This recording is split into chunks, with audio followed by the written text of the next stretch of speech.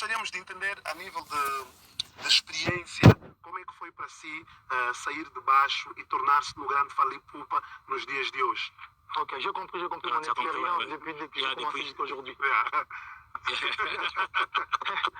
En fait, moi, voilà, mon histoire est un peu connue. Aujourd'hui, après plus de 20 ans de carrière solo, je crois que tout le monde connaît à peu près mon histoire. Donc moi, j'ai commencé à l'église. Donc d'abord, j'ai commencé dans le quartier avec mes amis. On chantait de temps en temps pendant les vacances. Et ensuite, je vais aller à l'internat.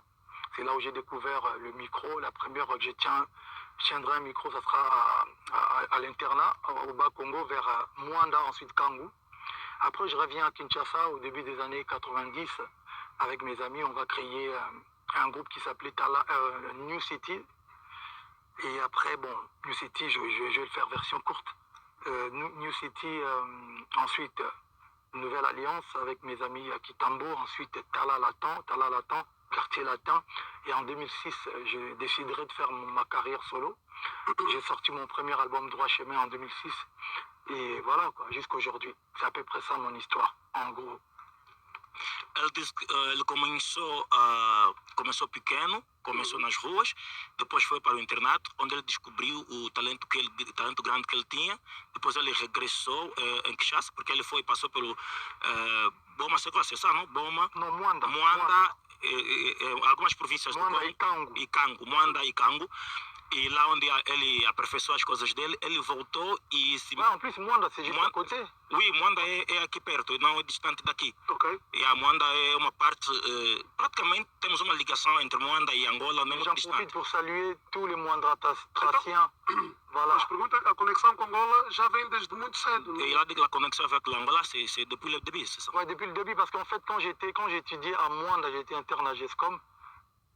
C'était la période où il y avait beaucoup de Kandonguer, les gens qui venaient vendre des trucs à Mwanda, des charouches, salchicha, choricho, et ce genre de trucs. Donc j'avais déjà...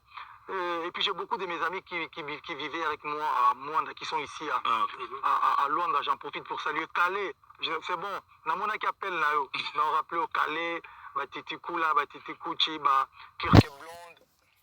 Titi Kayembe, donc voilà quoi. Ele diz que... Estava a tentar perceber. Belinda.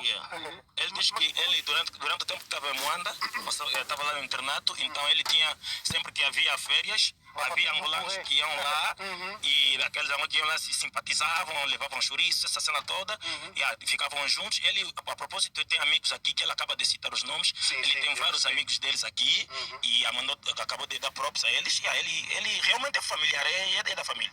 Pergunta a ele se naquela altura pensava também em vir para cá, em Angola, Luanda. Tu pensais de venir ici à l'époque? Sim, Non, parce qu'en fait, moi j'étais à l'internat avec mes deux sœurs et puis voilà, j'étais petit quoi. C'était pour les études. Voilà. Não, ele estava no internato com duas irmãs mais velhas, ele era pequeno, estava a estudar, não tinha intenção de cá estar, porque estava a estudar, era estudante. Ok, e por que foi parar no internato? Presumo que, do que eu entendo minimamente, é se calhar a falta de condições, não sei se essa foi a tua realidade, estudar e viver no internato. C'était un manque de conditions qui t'a fait ça, aller étudier à l'internat ou... Non, même pas, c'était... en fait, j'étais turbulent. À Kinshasa, j'ai commencé déjà à aimer la musique avec mes amis, et puis mon père a décidé de nous envoyer à Mwanda, parce qu'il avait une maison à Mwanda à l'époque, il faisait du business aussi à Mwanda, il nous a envoyés pour étudier là-bas. Ok. Donc... não é questão de condições. O pai dele deu conta, o pai dele percebeu que ele já estava ficando mais turbulento, se envolvia nas músicas, etc.